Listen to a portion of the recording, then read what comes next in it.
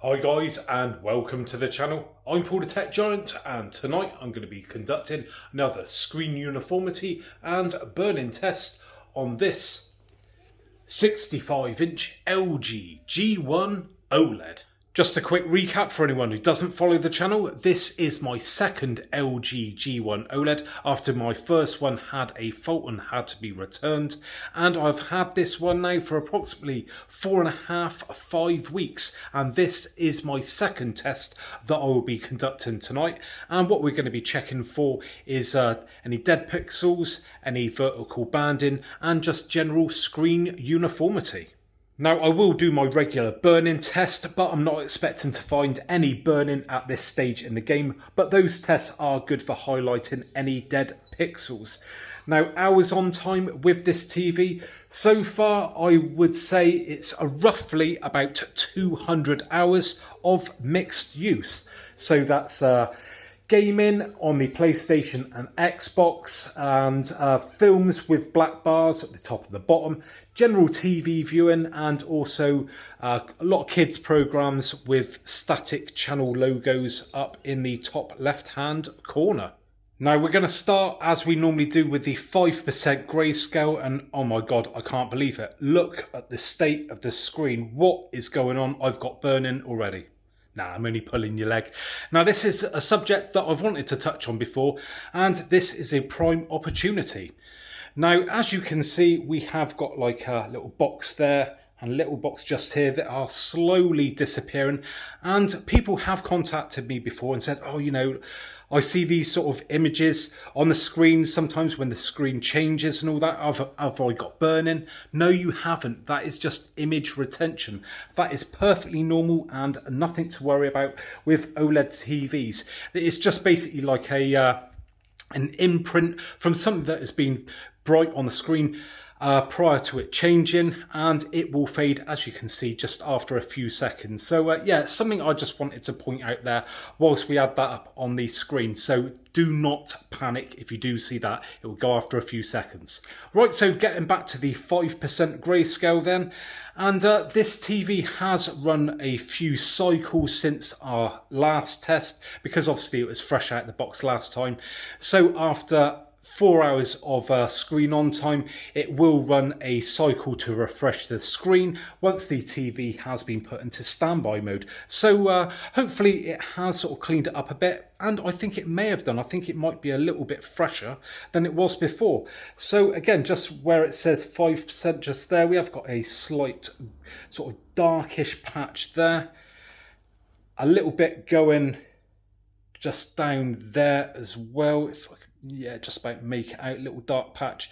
And again, we still do have like a sort of slightly more prominent line there. There are a few more fainter ones, but generally that is the one that stands out. And a few people have contacted me and to say that they have got that same line.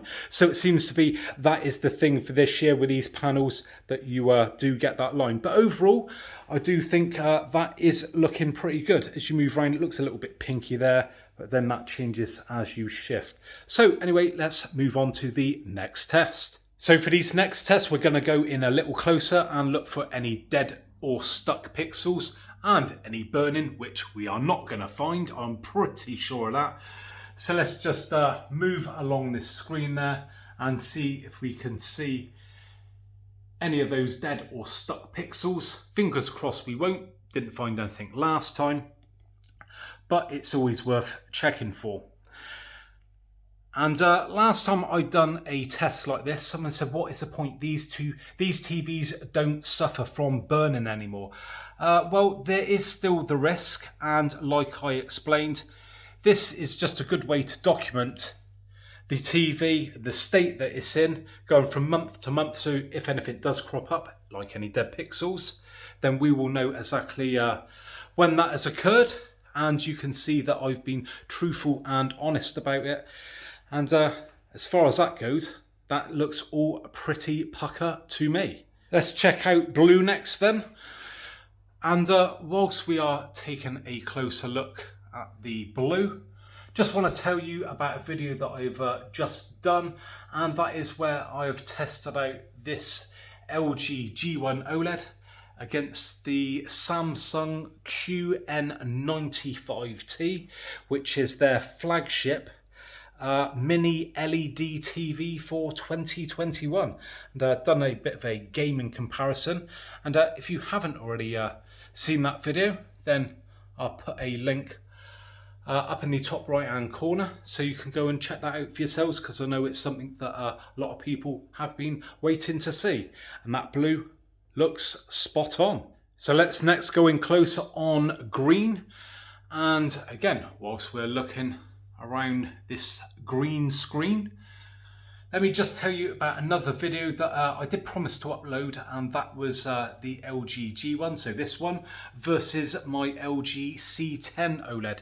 Taking a look at the brightness differences, if there is any, and unfortunately there was a bit of a delay with that because as some of you may know, we had an intruder come down the chimney and it caused all sorts of problems, and we had to go packing TVs away and that. But that video will be coming up any day, so fear not, you will not miss out on that. And once again, that green looks absolutely spot on, as it should do with a TV that is so very new. Finishing off with a red, as we always do. And something else I want to speak to you guys about, and that is some TVs that I've got coming up. I think you're going to be very interested in seeing the unboxings and testing of the TVs that I've had delivered today. And they are literally just off shot.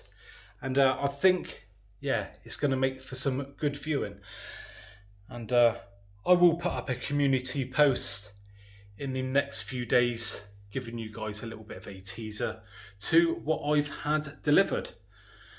And again, with the red there, that looks all perfectly fine to me. Well, that was a successful test, and it is quite interesting because a few of my subscribers have come forward to say that they have recently purchased LG OLED TVs and they've had to return a number of them due to dead pixels and also vertical banding issues, which with this one and my previous one, I have had no issues whatsoever, apart from obviously the sound issue on the previous one, should I say. And fingers crossed, you know, I won't have any issues with this one going forward. Now, if you'd like to see those upcoming videos that I mentioned earlier, please make sure you hit that subscribe button, and most importantly, make sure you hit the bell icon so you get notified of those uploads. And if you have enjoyed this video today, I'd really appreciate a thumbs up. So thanks very much for joining me today, and hopefully I'll catch you guys on the next one.